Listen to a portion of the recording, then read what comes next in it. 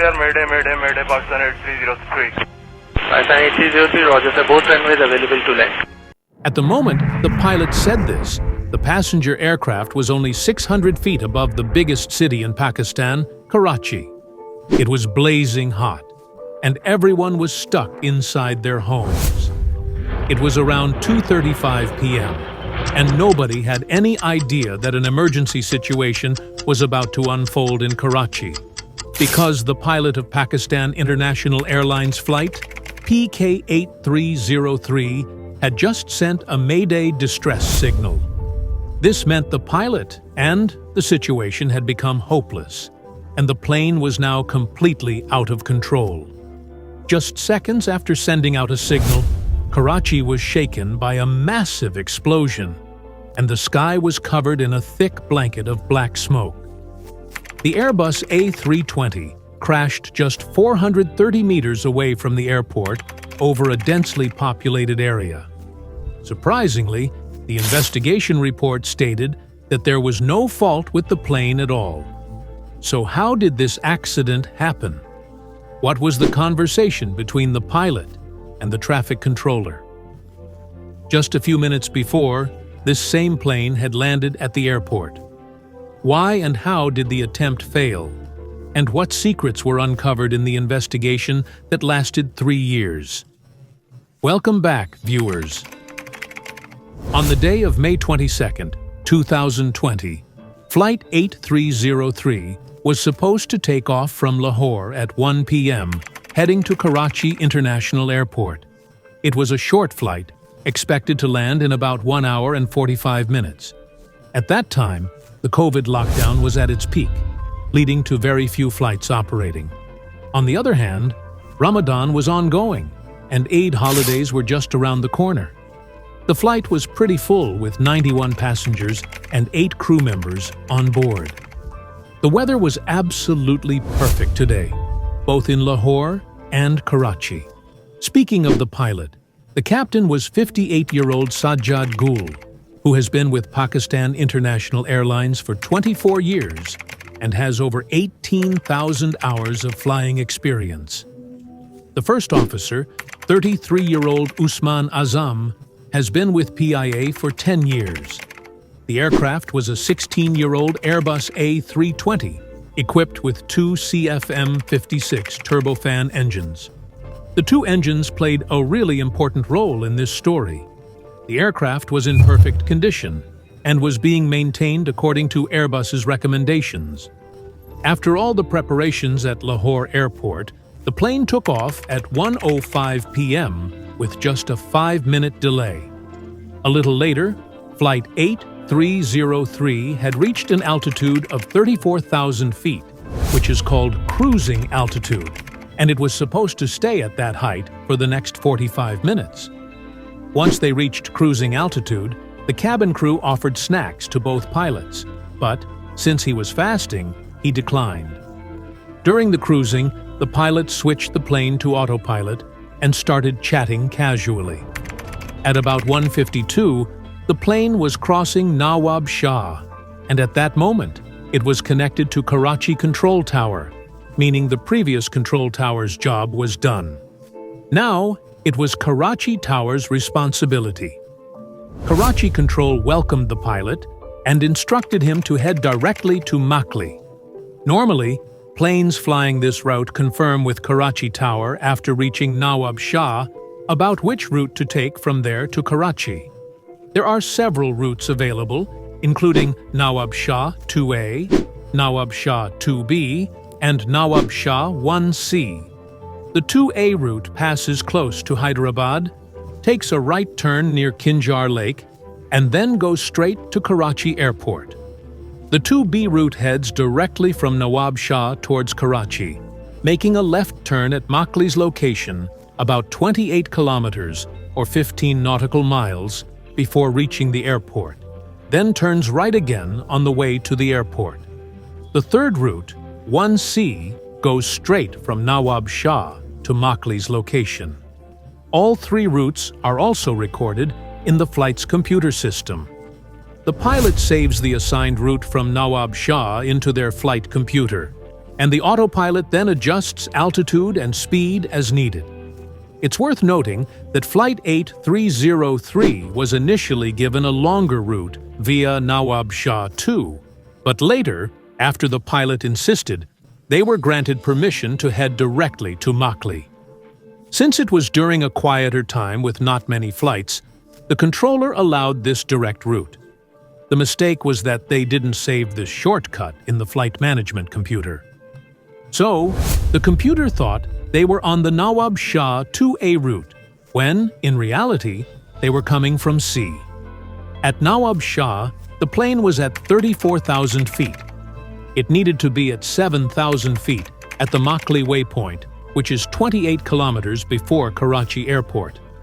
Obviously, the plane can't drop from 34,000 to 7,000 feet all at once, so it had to gradually descend while on the route between Nawab Shah and Makli.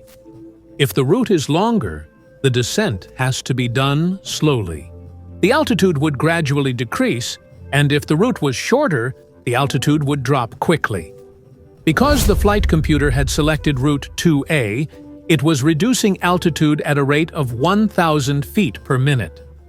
Meanwhile, the pilot was guiding the plane along the 1C route, which should have had a faster decrease in altitude. This led to the situation where at Makli, where the plane was supposed to be at 7,000 feet, it was actually at 10,000 feet. When Karachi Control noticed that PK-8303's altitude was too high on the radar, they advised the pilot that they were too high and asked if they could land smoothly. "We'll either find a way or just take a quick loop around Makli to drop altitude," the captain said. But he insisted they could manage without the loop.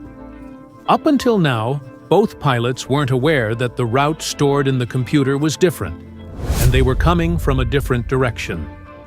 This information was clearly available to them, but they ignored it. After Makli, they pointed the nose down to lower their altitude, and the plane was descending quickly at about 2,400 feet per minute, meaning they were dropping 2,400 feet every minute. Because of the nose-down position, the plane's speed also increased. A few seconds later, the plane was already 21 kilometers away from the runway. Its altitude, which was 10,000 feet before, had dropped to 6,000 feet. But at this point, according to the rules, they needed to be at 3,000 feet, so they were actually at double the required altitude. During this time, the controller tried several times to reach the captain, but according to the flight data recorder, the pilot had accidentally changed the radio frequency. When they couldn't get in touch with the captain, they finally reached him on the emergency frequency and told him that he was at 6,000 feet, when he should actually be at 3,000. They were supposed to go back into a holding pattern, which could have slowed the plane down and lowered its altitude. But the captain refused again, saying they were already established on the runway and could handle it. At that moment, the captain told the first officer to watch how surprised people would be after they landed. This was recorded on the cockpit voice recorder and heard by the Karachi controller, who instructed them to go back into a holding pattern again. But the captain said no for the third time. At this point, the captain realized his mistake about the flight. In the cockpit, they had selected the route 2A, even though they had come from runway 1C. At one point, you could hear the first officer saying, "Oh no! What's happening? Stop! Hold it!" The first officer then lifted the hold and handed everything over to the captain. It's important to note that until that point, the first officer was flying the plane, while the captain was responsible for keeping an eye on everything. The captain didn't realize that the first officer hadn't deployed the landing gear. PK-8303 was coming down really fast, and at one point, its speed even shot up to over 650 kilometers per hour, triggering the warning alarms. As they got closer to the ground, things started going south because their landing gear wasn't deploying, and that set off another alarm. At this point, the first officer got scared and suggested to the pilot, "Hey, should we go into a holding pattern to manage our speed and altitude?" but the captain was stubborn. By the time they were near the runway, multiple alarms were going off, including one for the landing gear. In all that confusion, they ended up landing the plane without the gear down, and it touched the runway 4 times in 16 seconds. Due to this, there were some hard bumps in the cabin, and both engines scraped against the runway, causing them to leak oil. The captain, who was already confused from the alarms, realized what mistake he had made at that point. But then the first officer yelled, "Sir, take off! Sir, take off!" In his panic, the captain listened to the first officer and pushed the lever down to lift the plane back up. Experts believe that at that moment, the plane should have just been left on the runway. Worst-case scenario, one of the engines would have caught fire, but at least it would have been manageable. If they had been closer to the airport's emergency services, there might have been a chance to control the fire, but the captain didn't do that.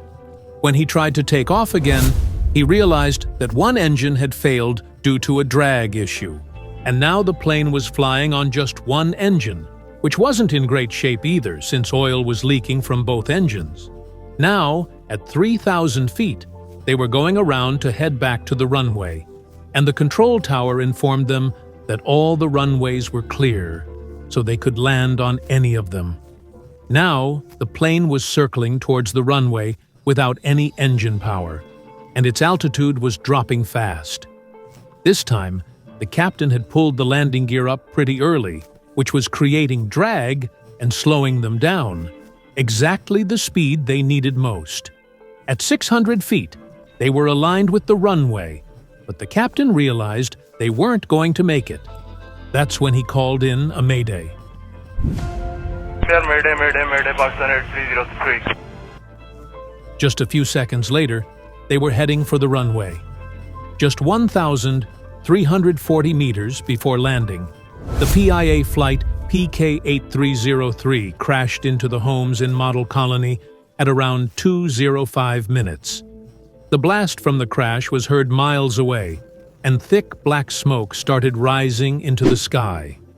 Amazingly, out of 99 passengers on board, 2 survived, while there was 1 casualty on the ground due to the crash affecting the houses.